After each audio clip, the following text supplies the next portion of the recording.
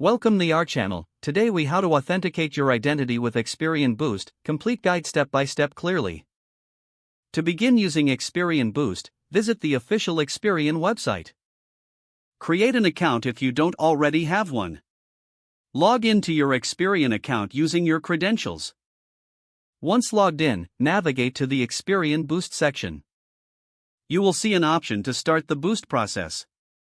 Click on that option to begin authenticating your identity. You may be prompted to provide some personal information.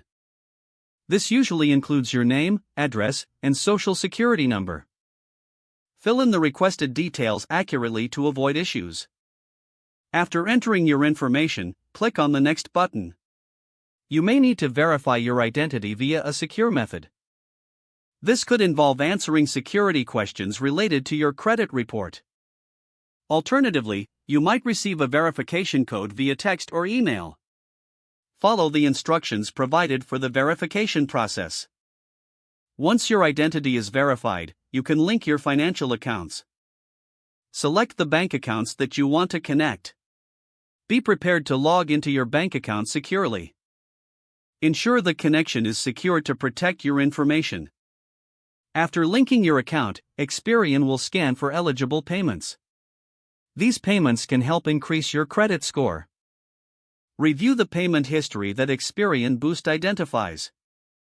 You can choose to include or exclude specific payments. Once you're satisfied with your selections, click Continue. The final step is to submit your information for processing.